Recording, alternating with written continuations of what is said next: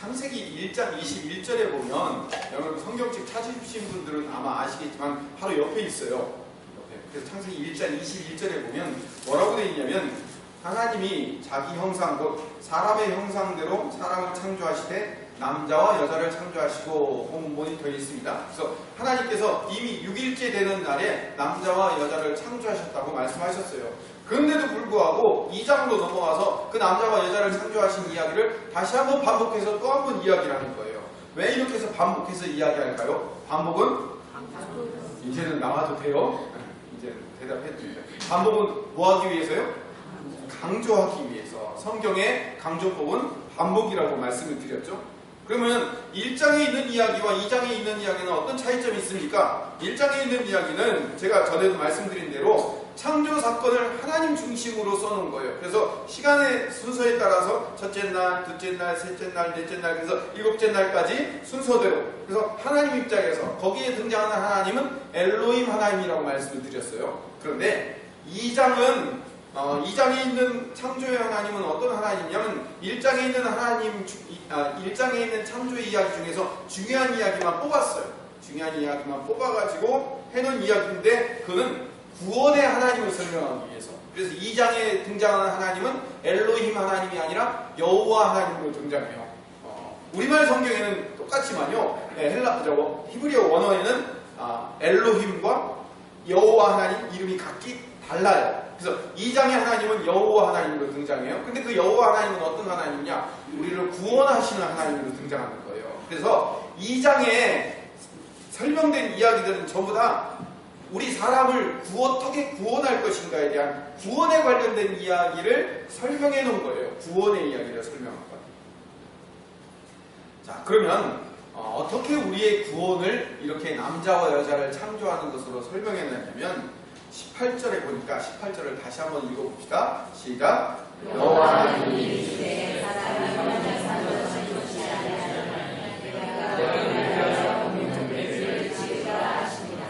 여기서 사람이 혼자 사는 것은 좋지 않다고 얘기해서 좋지 않다라고 얘기해요. 원래 좋다라는 말은 히브리어로 토브예요. 이 토브라는 단어가 1장에 7번이나 사용됐어요. 첫째 날 창조하신 다음에 보시기에 좋았더라. 토브.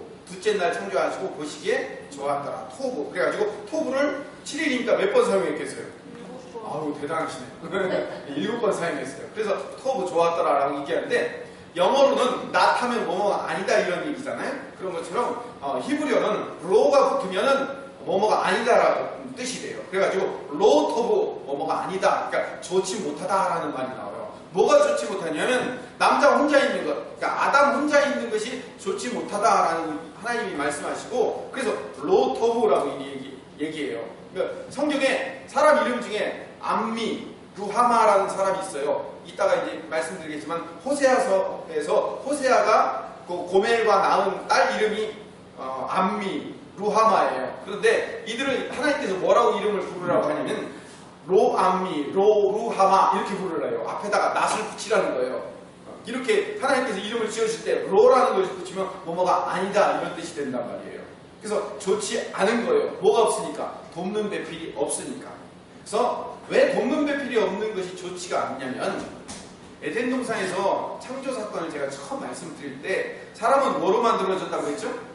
아파르라는 흙으로 만들어졌다고 했어요. 먼지 덩어리로 만들어졌다고 얘기한 거예요. 근데 이 흙으로 만들어져서 그 흙에다가 그 코에 하고 생기를 불어 넣어 주셔야만 사람이 하이네샤마, 생명이 되는 거예요. 그러니까 생기가 불어 넣어지지 않으면 우리는 원래 어떤 존재일 수밖에 없다. 흙 같은 존재일 수밖에 없다는 거예요. 다시 말하면 하나님의 도우심, 하나님의 공급하심이 없으면 나는 흙덩어리밖에 안 되는 존재입니다라는 것을 설명하는 거예요. 다시 말하면 인간이 완전한 존재가 되려면, 온전한 존재로 회복되려면 하나님이 위에서 나에게 뭘 불어넣어 주시지 않으면 나는 온전한 존재가 될 수 없다는 것을 설명하고 있는 거예요. 그렇기 때문에 그걸 다른 말로 이야기하면 하나님은 나를 늘 도와주시지 않으면 안 되는 거예요. 그래서 우리 인간은 하나님의 도움이 없이는 살 수 없는 존재다라는 것을 깨닫는 거예요. 그래서 여기서 말하는 아담, 사람이라고 했는데 히브리어는 아담이에요. 아담이나 사람이나 똑같은 말이에요. 우리말 번역이 그렇게 해놓은 것 뿐이지 사람, 아담 다 같은 아담이에요. 아담에게 돕는 배필을 지어준다는 것은 뭘 의미하냐면 아담 혼자로서는 완벽할 수 없어요. 물론 저는 완벽해요. 혼자 하는 거예요. 졸릴까봐 인상 쓰지 마세요.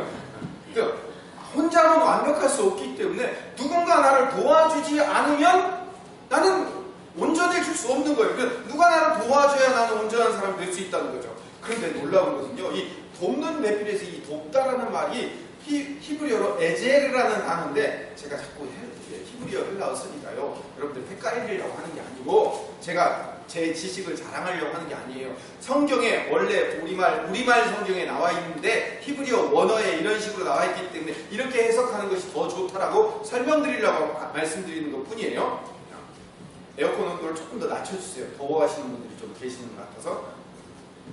여기서 돕다라는 말이 뭐냐면 히브리어로 에제르라는 단어인데, 이게 구원하다는 아자르라는 단어에서 파생된 명사예요. 그런데 보면 주께서 나를 도우사, 그가 너를 도우시려고 주는 우리의 돕는 방패이시며 할 때 쓰는 게 에제르라는 단어예요. 예를 들면 시편 122편에 보면 7절 8절에 이런 말씀이 있어요. 내가 산을 향하여 눈을 들리라. 나의 도움이 어디서 올까? 나의 도움은 천지를 지으신 여호와에게서로다 할 때 나의 도움이 어디서 올까? 이 돕다가 에제르라는 단어예요. 그러니까 이 돕다라는 에제르라는 단어는 어떤 단어냐면 신이 인간에게 도와줄 때 쓰이는 단어예요. 인간이 인간을 도울 때 쓰는 단어가 아니라고요. 그러니까 하나님이 우리를 도우실 때 쓰는 단어가 에제르라는 단어인데, 근데 이 인간이 인간을 도울 때 쓰는 단어로 딱 한 번 사용됐어요. 언제? 돕는 배필일 때. 다를 때는 다 하나님이 우리를 도우실 때인데, 이 돕는 배필일 때만 사람이 사람을 도울 때로 사용되는 거예요. 자, 그런데 이 돕는 배필, 에제르가 어떤 말로, 히브리어에서는 에제르인데 이게 헬라어로 가면, 그러니까 신약에서는 어떤 말로 바뀌냐면 파라클레토스라는 말로 바뀌어요. 그리고 무슨 말인지 모르시겠죠? 근데 이게 성경에서 말하는 보혜사라는 말이에요. 보혜사가 누구죠? 예. 성령님의 또 다른 별명이 뭐예요? 보혜사잖아요. 그러니까 파라클레토스, 도우시는 분, 인도하시는 분, 이끄시는 분, 나의 변호사이신 분, 나의 대언자이신 분, 이런 뜻이에요. 이 파라클레토스가. 이 말을 히브리어로 에제르로 바꿔 쓸 수 있는 거예요. 그래서 돕다라는 말이죠. 그러니까 예수님의 영이신 성령님이 우리 안에 오신 이유는 뭐죠? 우리를 뭐 하시기 위해서? 도우시려고. 내가 내 힘으로 살 수 없으니까 성령님이 나를 도와주시는 거예요. 그러니까 여자가 남자를 돕다라는 얘기는 그냥 여자가 단지 남자를 돕다라는 의미가 아니라 그 안에 뭐가 의미냐면, 우리 인간 남자는 남자 혼자로 살 수 없기 때문에 신적 도우심이 필요하다. 아담은 신적 도우심이 반드시 필요하다라는 것을 설명해 놓고 있는 이야기예요. 그래서 남자가 만들어지는데 거기 여자가 남자를 만나 도와주는 것은요, 이게 신적 도우심이라니까요. 남자들 잘 들으세요. 아멘을 하실지어다. 여자가 와서 남자를 도와줘서 한 몸, 한 공동체, 한 부부가 되는 것은 이거 신적 도우심이라니까요. 아멘을 해야 집에 가서 반찬이 좋아지죠. 문자가 하는 얘기예요. 신적, 그러니까 인간이라는 존재는 신적 도우심이 필요한데 그 도움이 없으면 살 수 없는 존재다라는 것을 설명하면서, 남자 여자 이야기를 설명하면서 누구 이야기를 설명하는 거예요? 사실은 예수님 이야기를 설명하는 거예요. 인간이라는 존재는 예수님이 와서 나를 도와주고 예수님이 나를 구원해주고 예수님의 영이신 성령님이 나를 인도해 주지 않으면 나는 혼자 살 수 없는 존재다라는 것을 이야기해 주는 거예요. 그래서 요한복음 14장 16절에 보면 같이 읽어봅시다. 시작. 내가 제게 원하시니 그가 도와는 보혜사를 너에게 주사 영원토록 너희와 함께 있게 하리니. 그러니까 예수님이 가시고 누가 대신 오신다고요? 네, 보혜사이신 나를 도와주시는 그분이 와서 나를 도와주신다고 하시는 거예요. 이렇게 요한복음 14장 26절, 15장 26절, 16장 7절 계속해서 보혜사라는 단어가 계속 등장해요. 그런데 요한 1서 2장 1절에 보면 이런 말씀이 있어요. 같이 읽어봅시다. 나의 자녀들아,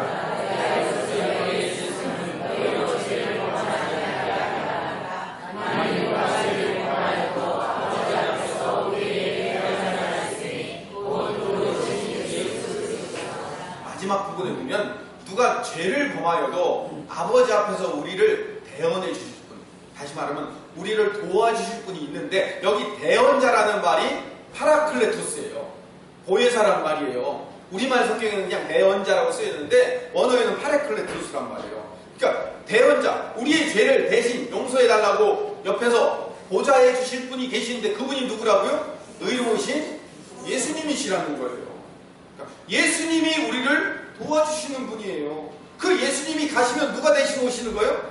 성령님이 오셔서 우리를 늘 도와주시는 분이에요. 그러니까 오늘 본문의 이야기는 남자 여자 이야기만 하는 것이 아니라 사실 이 안에는 뭐가 담겨져 있냐면 사람은 예수님이 안 도와주면 결코 구원받을 수 없는 존재예요.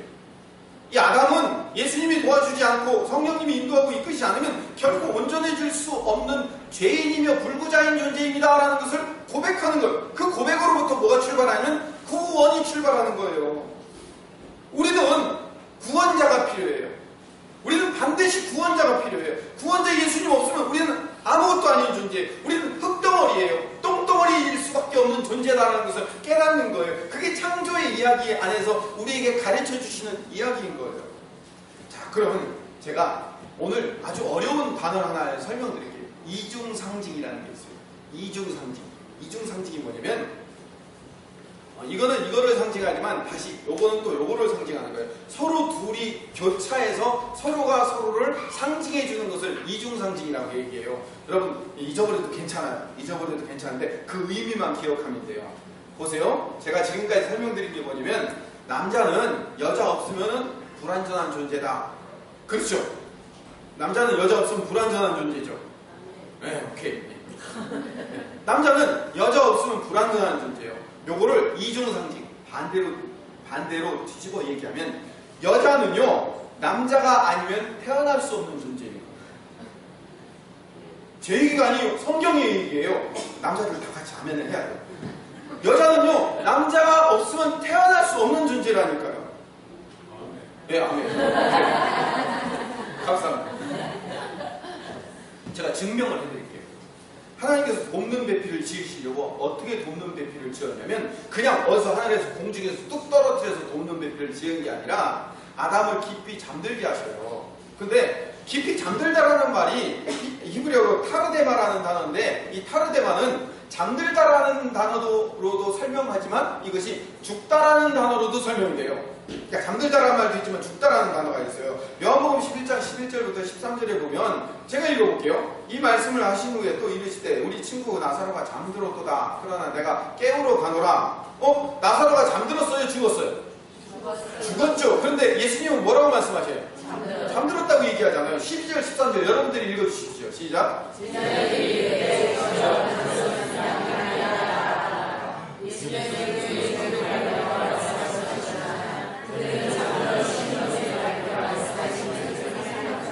사람들은 그냥 예수님 잠들었다고 하니까 자고 있나 보다 이렇게 생각했는데 예수님은 죽었다는 표현을 그렇게 표현하신 거예요. 실제로 예수님이 그런 말씀하셨는데 예수님만 하신 게 아니라 사도행전 13장 36절에 보면 같이 읽읍시다.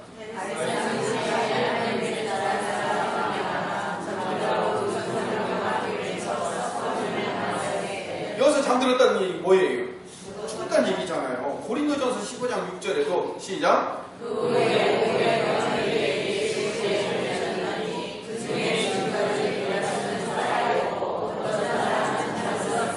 보세요. 그들이 죽은 거예요? 잔 거예요? 네, 죽은 거예요. 죽은 거지만 우리는 뭐 어떻게 얘기해요? 잠들었다고 얘기해요. 어제 강수영 집사님 제가 마지막 학원 예배 드리면서 제가 그 얘기 똑같은 얘기 지금 이 얘기를 똑같이 했어요. 아버님은 잠들어 계신다고 말씀하시죠. 왜? 잠깐 주무시고 천국에서 우리와 함께 다시 만날 거기 때문에 그 얘기를 한 거거든요. 우리는 잠들었다고 표현을 하는 거예요. 이렇게 죽음을. 그래서 아담을 잠들게 하셨다는 것은 뭘 의미할까요? 아담을 잠시 못 믿겠어요?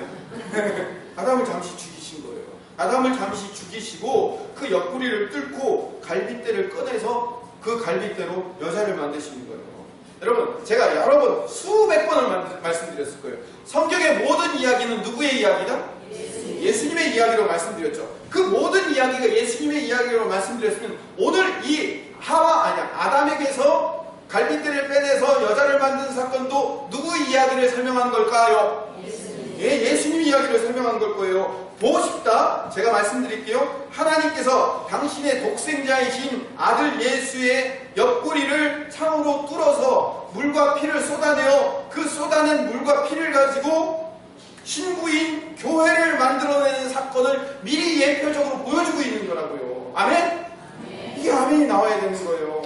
그걸 어떻게 증명할 수 있냐고요? 증명이 돼요. 창세기 2장 21절에 보면 갈빗대라는 말이 나와요. 그렇죠? 갈빗대, 우리 읽은 얘기예요. 이 갈빗대라는 말이 히브리어로 체라라는 거예요. 근데 우리말 성경에는 갈빗대라고 번역이 되어 있는데 이게 원래 단어는 옆구리라는 뜻이에요. 원래 단어는 옆구리라. 이 체라가 옆구리라는 뜻이에요. 그리고 옆구리라는 뜻도 있지만 또 다른 뜻으로 뭘 쓰냐면 상처라는 뜻도 있어요. 그러니까 히브리어 단어에는요 한 단어에 여러 가지 뜻이 있어요. 영어 단어도 한 단어에 여러 뜻이 있잖아요. 그렇죠? 테이크라는 단어에 무슨 뜻이 몇 개쯤 있을 거예요. 아마 수십 가지 수백 가지가 될 수도 있을 거예요. 그런 것처럼 이 체라라는 단어 안에는요 원래 의미는 옆구리라는 뜻이에요. 그리고 상처라는 뜻도 있어요. 갈빗대라는 말은 잘 사용하지 않아요. 원래 옆구리였어요. 그러니까 옆구리를 뚫어서 상처를 내어서 옆구리를 뚫어 상처를 내니까 그 안에 뭐가 나와요? 갈빗대가 나오는 게 아니라 물과 피를 쏟게 되죠. 요한복음 19장 34절 봅시다.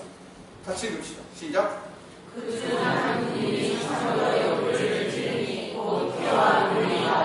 예수님의 체라, 이 옆구리를 뚫어내니까 거기서 물과 피가 나오시더라는 거예요. 근데 그 물과 피로 뭐를 만들었는지 아세요? 요한일서 5장 16절. 요한일서 5장 6절. 같이 읽읍시다. 요한일서 시작.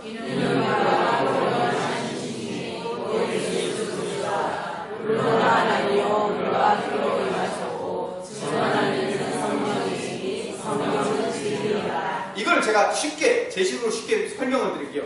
성령께서 증언을 하시는데 예수님이 옆구리를 뚫고 거기에 나오는 물과 피로 교회인 우리를 만들어내는 거다.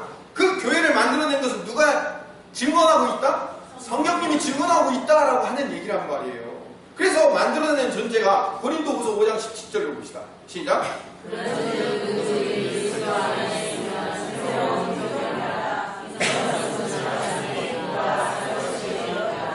예수님의 체라, 옆구리를 상처를 내고 거기 뚫어서 나온 게 갈빗대가 나온 게 아니라 물론 아담은 갈빗대가 나왔겠죠. 그러나 그것이 상징적으로 예수님 시대에 와서 예수님의 옆구리를 꿇고 갈빗대가 나온 게 아니라 뭐가 나왔다고요? 물과 피가 나와서 그 물과 피로 만들어진 게 새로운 피조물 성도예요. 성도. 그 성도들의 모임이 뭐예요? 교회인 거예요. 신부인 교회를 만든 거예요. 물과 피로 우리를 깨끗이 씻어서 정결하게 만든 새로운 피조물, 그게 성도이며 교회란 말이에요. 그 교회를 요한계시록에서 뭐라고 부르냐면 신부라고 부르는 거예요. 어린 양 대신 예수님의 신부가 뭐예요? 교회인 거예요. 우리를 만드시려고 우리의 아담 대신 예수님을 죽여서 그 옆구리를 뚫어 물과 피를 내신 분이 하나님이셔요. 그분이 우리를 그렇게 만들어내실 거예요. 우리를 신부 만든 거라니까요. 자, 그럼 오늘 두 가지 비유를 정리해 봅시다. 신랑 대신 예수님을 통해서 신부인 교회 만드는 이야기, 아담을 잠들게 하시고 그 갈빗대를 취해서 여자를 만드는 이야기와 또 남자는 혼자일 때는 로토브, 그게 불완전하고 좋지 못한 존재이기 때문에 돕는 배필, 다시 말하면 예수님이시며 성령님이신 파라클레토스이신 그 보혜사이신 분을 도와주지 않으면 우리는 살 수 없는 존재. 그러니까 이 두 비유가 하나로 합쳐져 있는 거예요. 이걸 뭐라고 얘기한다고요? 이중상징이라고 말씀드린다고 했어요. 그래서 결국은 이 두 이야기가 하나로 합쳐서 하나의 이야기가 되는데 그 하나의 이야기가 뭐냐면 여자의 입장에서는 아담 같은 예수 그리스도의 십자가의 희생이 없으면 여자는 태어날 수도 없는 존재예요. 아담의 입장에서는 거꾸로 여자라는 돕는 배필이 없으면 온전한 인간이 될 수 없는 존재를 얘기하고 있는 거예요. 이렇게 남자와 여자를 만드는 과정을 설명하면서 하나님은 우리에게 뭘 말씀하시냐면 야들아, 너희들은 예수님 없으면 안 되는 존재들이야. 너희들은 성령님이 도와주지 않으면 너희들은 살 수 없는 존재이고 너희들의 삶을 살아갈 수 없는 존재이는 것을 분명히 기억해야 돼 라고 하는 것이 뭐예요? 에덴 동산에 있는 아담과 아직은 하와라는 이름이 아직 안 나와서 이제 3장에 나올 거예요. 왜 하와라는 이름이 그때 나왔는지를 또 그때 설명해 드릴게요. 여기서는 아직 남자와 여자예요. 남자와 여자를 만드신 이유가 바로 거기에 있는 거예요. 자, 그러면 오늘 남자와 여자를 만드신 이야기를 하나로 딱 줄이면, 아니 한 단어로 줄이면 뭐가 될까요? 우리에게는 누가 필요하다? 예수님, 성령님. 똑같아요. 왜? 예수님의 영이 누구이십니까? 성령입니까? 우리는 예수님 필요하다. 우리는 성령님 필요하다.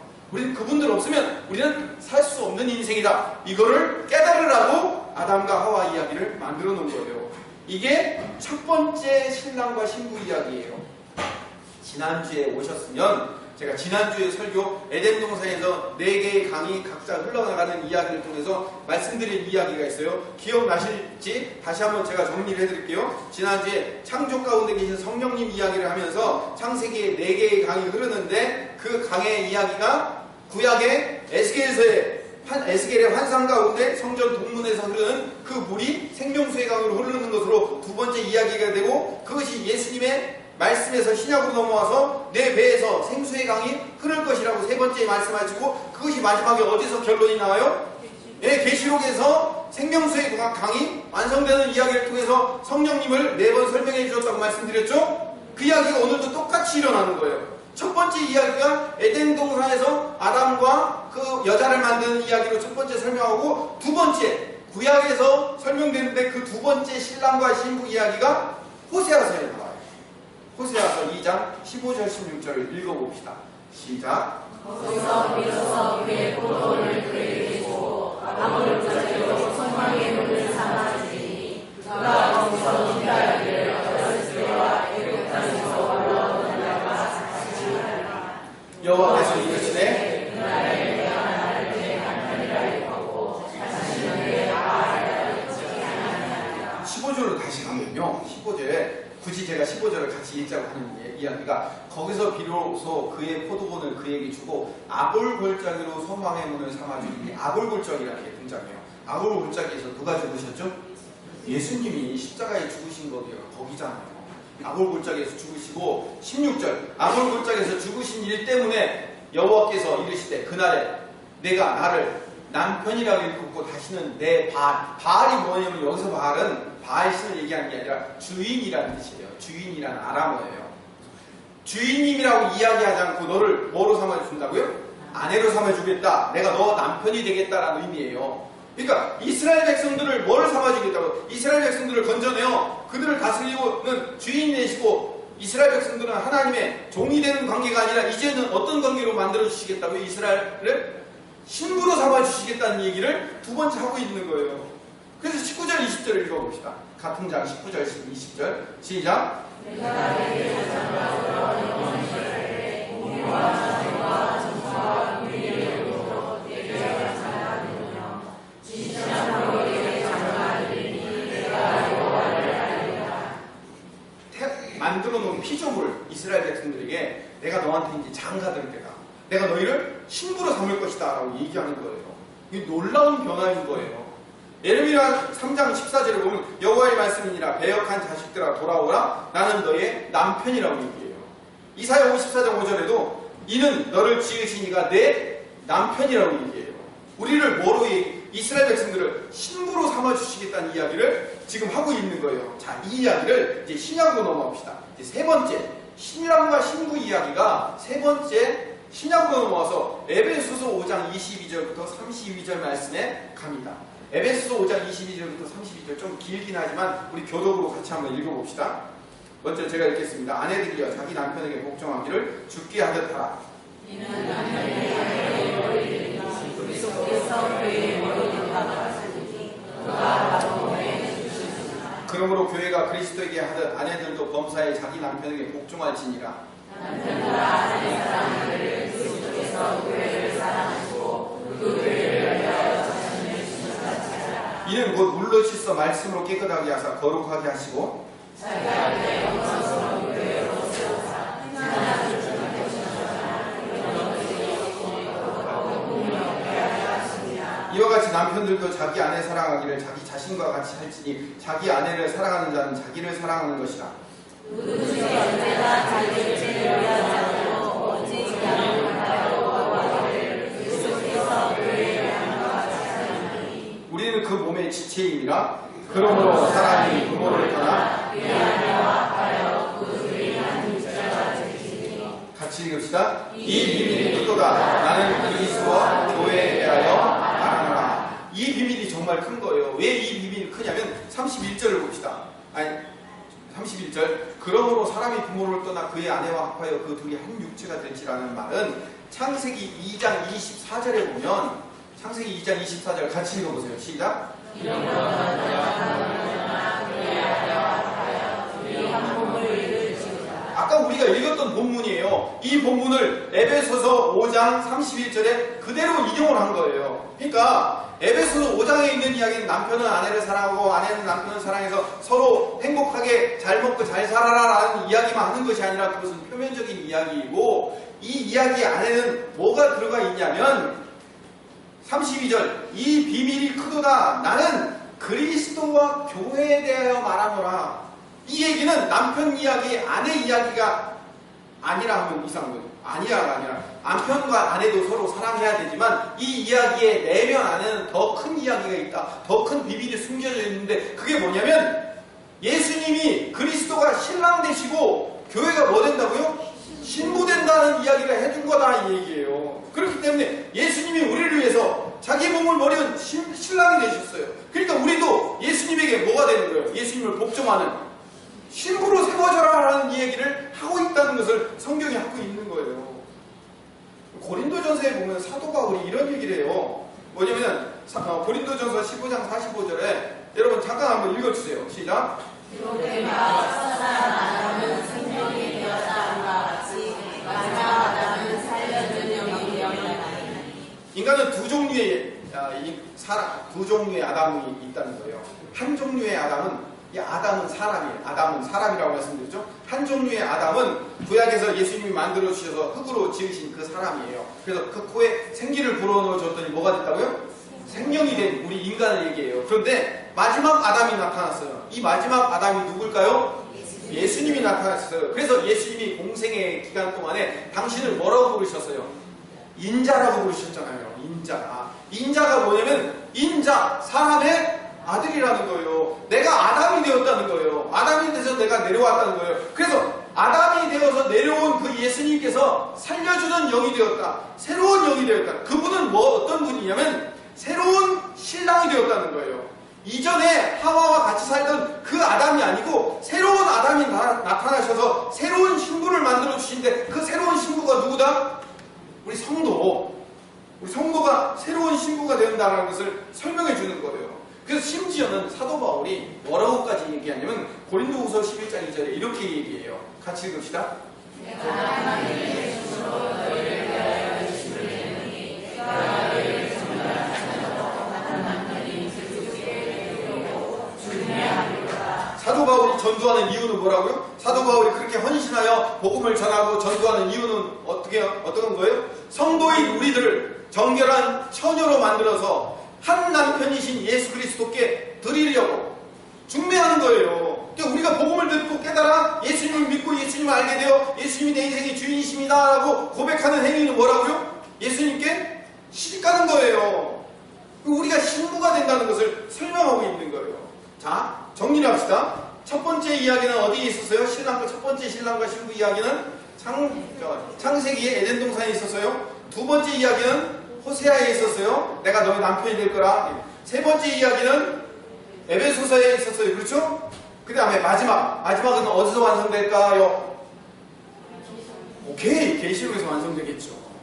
계시록 한번 찾아봅시다. 계시록 21장 9절 같이 읽읍시다. 제가 먼저 읽겠습니다. 9절.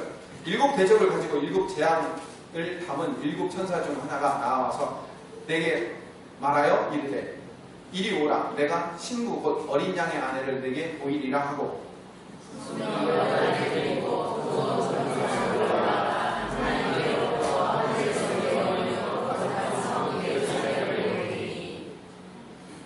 하나님의 영광이 있어 그 성의 빛이 지극히 귀한 보석 같고 벽옥과 수정같이 맑더라.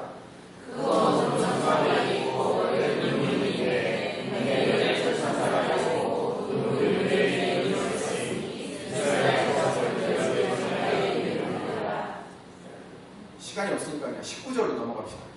넘어가서 19절. 제가 읽겠습니다. 그 성의 성곽이 기초석은 각색 보석으로 꾸몄는데 첫째 기초석은 벽옥이요, 둘째는 남보석이요, 셋째는 옥수요, 넷째는 녹보석이요, 다섯째는 화목이요, 여섯째는 홍석이요, 일곱째는 나무요, 열째는 용이요, 아홉째는 나무요, 열째는 지옥이요, 열한째는 청옥이요, 열둘째는 자수정이라. 그 12문은 12진주니 각 문마다 한 개의 진주로 되어 있고 성의 길은 맑은 유리 같은 정금이더라.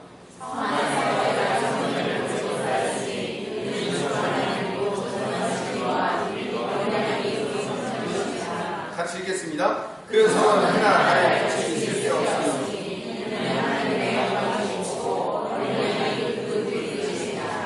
자, 오늘 말씀은 여기까지 읽고 마치겠습니다. 이제 정리해서 결론을 내릴 거예요. 여기가 이제 정말 중요해요. 여기는 중요합니다. 집중해서 잘 들으셔야 됩니다.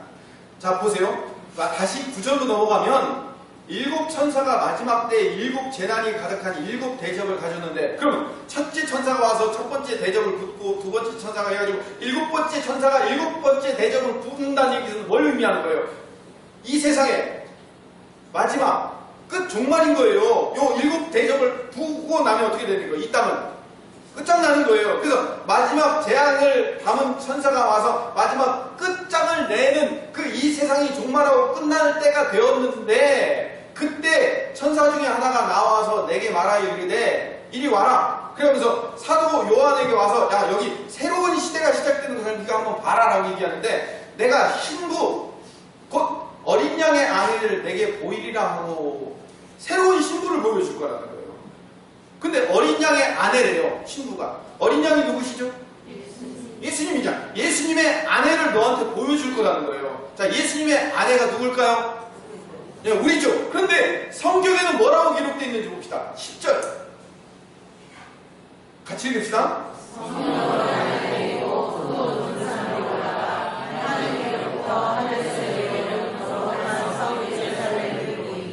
신부를 보여주겠다고 해놓고 뭐가 내려오는 거예요?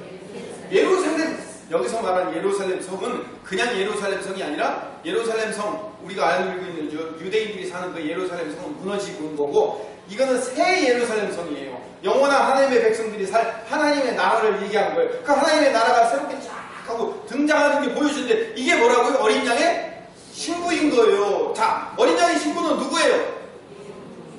우리 하지 말고 누구예요?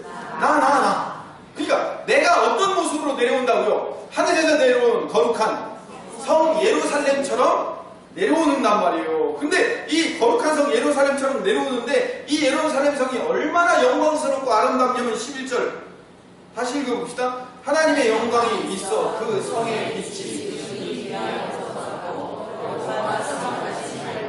내가 그렇게 아름다운 모습으로 변화되어 하나님 나라의 예수님의 신부로 등장할 거라는 거예요. 지금 이거는 요한계시록은요, 상징이에요. 상징적인 이야기예요. 그래서 거룩한 성으로 보이지만 그게 나란 말이에요. 나. 우리 성도의 전체를 얘기하는 거예요. 근데 이 성도가 얼마나 멋지고 영광스러운 성도로 하나님 나라에 변해 있냐면, 아까 19절부터 읽었죠. 19절 보면 그 성곽의 기초석은 보석으로 꾸몄는데 벽옥, 남보석, 옥수, 녹보석. 20절 홍만옥, 홍보석, 황옥, 노곡, 담황옥, 비치옥, 정옥, 자수정, 이런 아름다운 보석으로 꾸며진 신부들하는 거예요. 누가? 내가. 그리고 21절을 봅시다. 그 12문은 진주예요. 문은 진주로 구성되어 있고 그 길은요, 유리같이 맑은 정금으로 되어 있더라는 거예요. 이 하나님의 어린 양의 신부가 이렇게 아름다운 모습으로 신부로 등장하여 단장되어서 나타날 거라는 거예요. 그래서 공생에 예수님께서 열처녀의 비유나 이런 거에 보면 우리를 뭐로 표현해요? 신랑을 기다리는 신부로 표현을 하는 거예요. 그래서 우리가 신부가 될 거예요. 지금 이 신부 얘기하는 거예요. 근데 이 신부 얘기하는데 22절에 봅시다. 22절에 보니까 같이 읽읍시다. 성 안에서 내가 성전을 보지 못하였으니.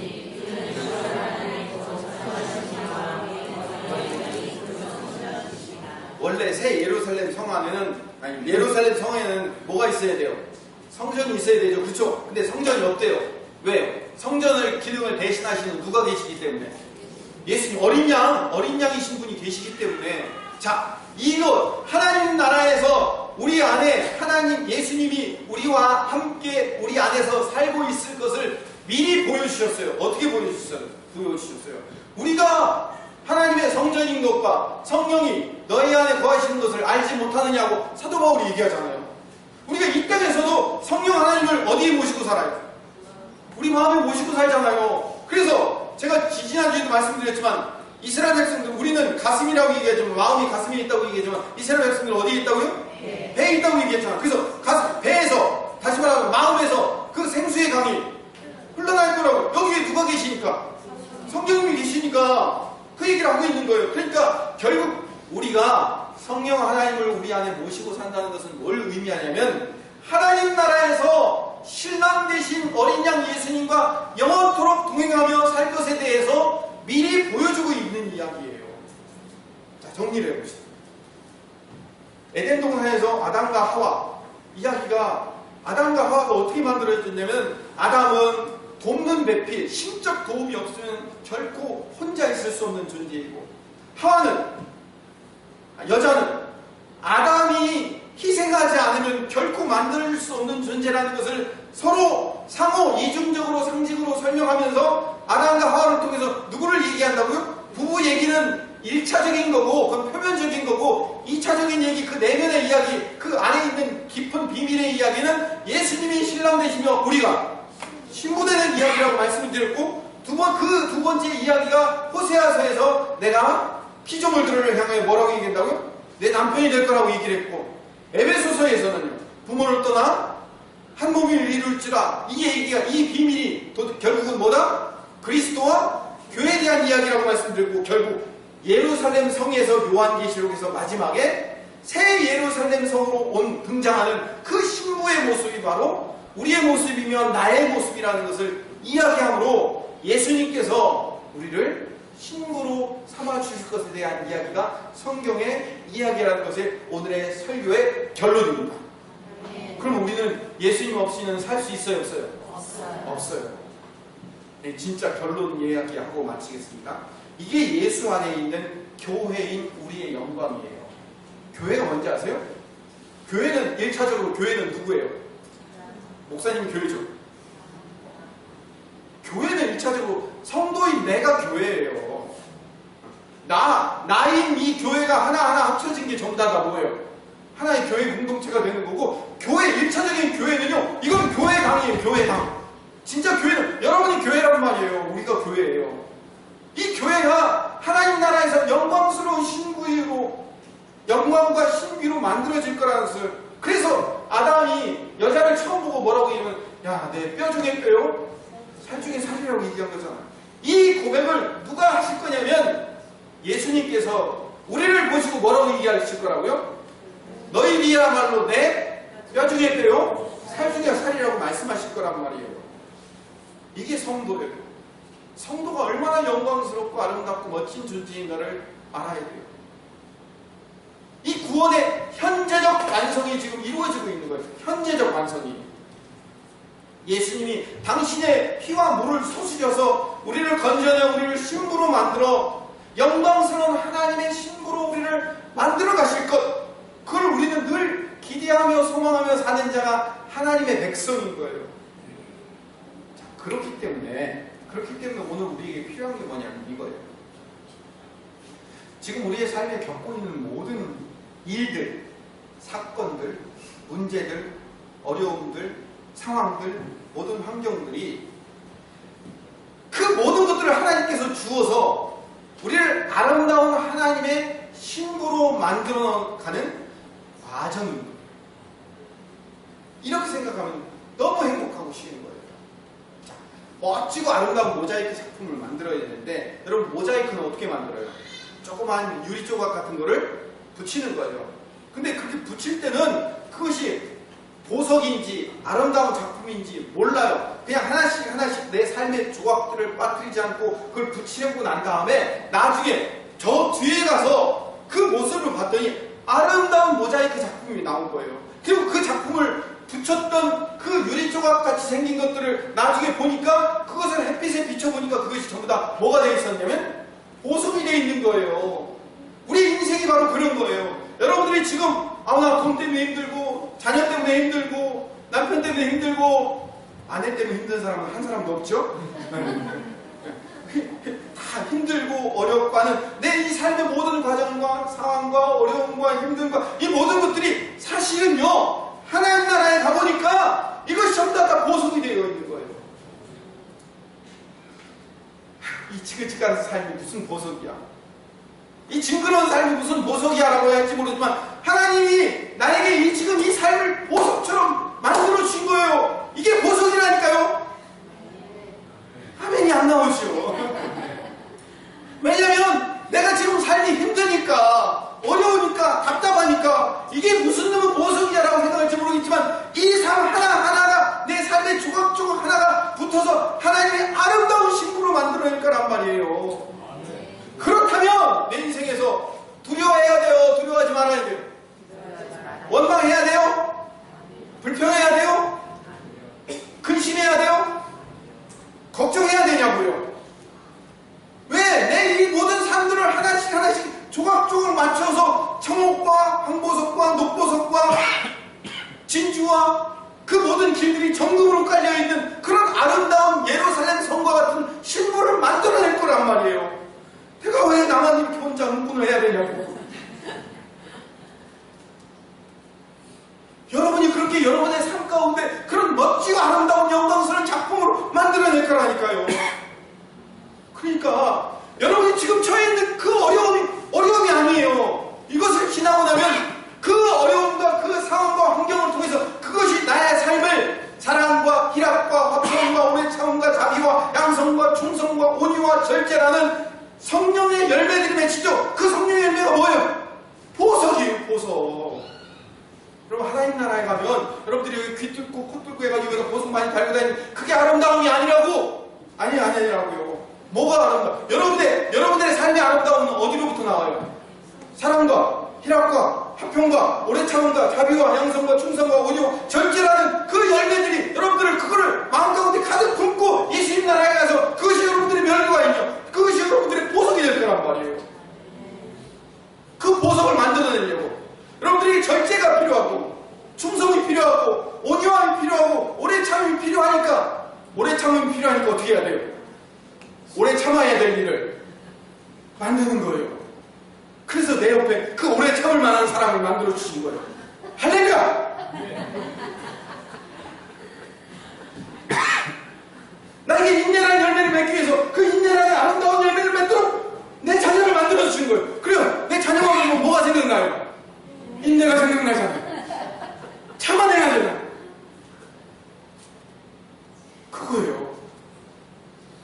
내 삶에 그런 아름다운 열매를 맺도록 만들기 위해서 그런 작품들을 만들어내는 거예요. 얼마나 아름다운 작품이에요. 여러분 옆 사람 얼굴 보세요. 야, 작품이다.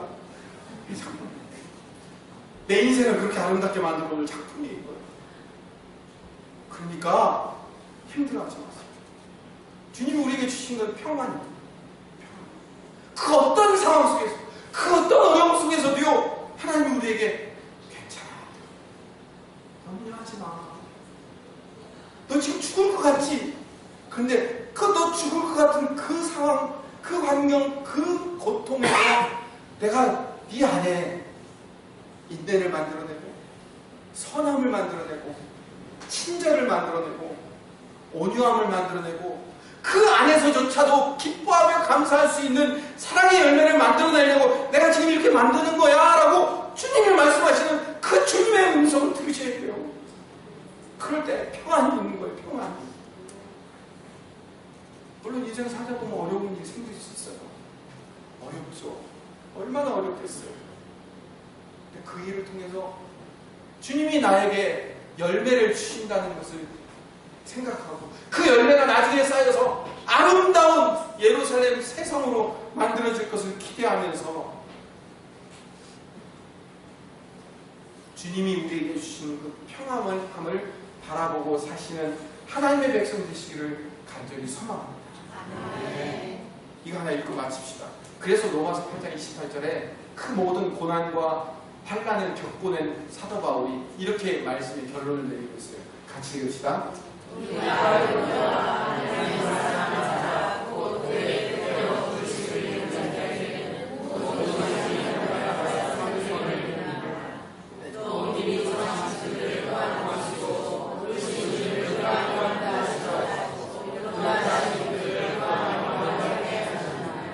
합력하여 선을 주시고 나의 잘면 못된 면 아프면 힘든 부분 그 모든 상황과 환경들을 다 조각조각 모아가지고 합력하여 선을 주시는 거예요. 내 실패가 실패가 아니에요. 나는 실패했다고 나는 안 된다고 포기하고 고통과 좌절과 절망 가운데 있는데 그 안 된다고 포기하고 좌절과 절망 가운데 있는 그것조차도 사용하셔서 하나님이 우리 안에 뭘 만들어내신다고요? 보석을 만들어내신다고요. 이게 합력하여 선을 이루시는 거예요. 그래서 우리를 영화롭게 새 예루살렘 성과 같은 영화로운 자로 만들어내신 그 하나님의 놀라우신 구원하심을 기대하며 오늘도 예수님이 꼭 필요합니다. 나에겐 성령님 없으면 나는 하루도 살 수 없습니다 라고 고백하는 하나님의 멋진 예수님의 멋진 신부들 되시기를 간절히 소망합니다. 기도하겠습니다. 사랑이 많으신 하나님, 우리가 그렇게 멋진 하나님의 신부로 세워질 수 있도록 그것이 하나님의 은혜임을 깨달아가는 하나님의 백성 되게 하여 주시옵소서. 예수님 이름으로 기도드립니다. 아멘.